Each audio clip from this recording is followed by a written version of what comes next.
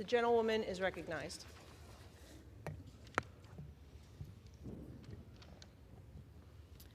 This debate today, it's about who gets to be an American. What opinions do we have to be counted as Americans? This is what this debate is about, Madam Speaker. There is this idea that you are a suspect if you are an immigrant, or if you are from certain parts of the world, or a certain skin tone, or a Muslim. It is no accident that members of the Republican Party accused the first Black president, Barack Obama, of being a secret Muslim. It is no accident that former President Donald Trump led a birther movement that falsely claimed he was born in Kenya.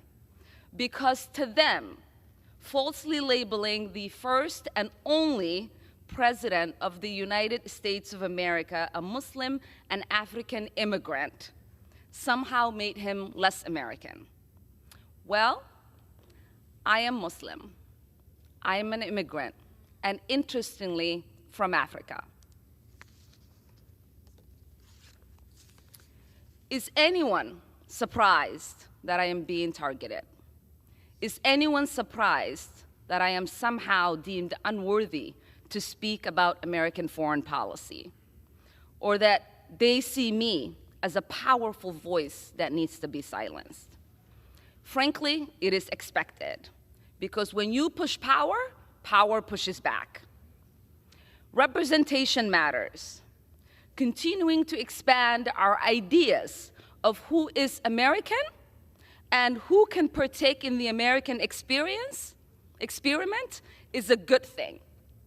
I am an American who was sent here,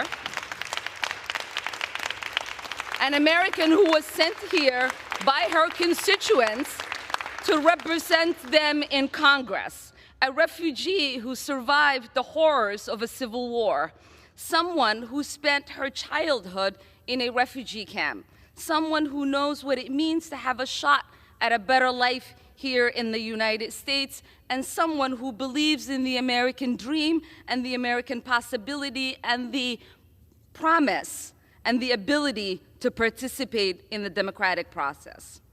That is what this debate is about.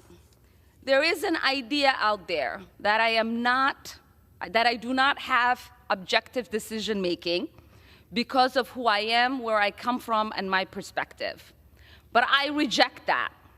We say there is nothing objective about policymaking. We all inject our perspective, our point of views, our lived experiences, and the voices of our constituents. That's what democracy is about. So what is the work of the Foreign Affairs Committee? It is not to co-sign the stated foreign policy of whatever administration is in power. It's about oversight. It's to critique and to advocate for a better path forward. But most importantly, it is to make the myth that American foreign policy is intrinsically moral a reality. So I will continue to speak up because representation matters. I will continue to speak up for little kids who wonder who's speaking up for them. I will continue to speak up for families around the world who are seeking justice, whether they are displaced in refugee camps or they are hiding under their beds somewhere like I was, waiting for the bullets to stop. Because this child, survivor of war, would have wanted that.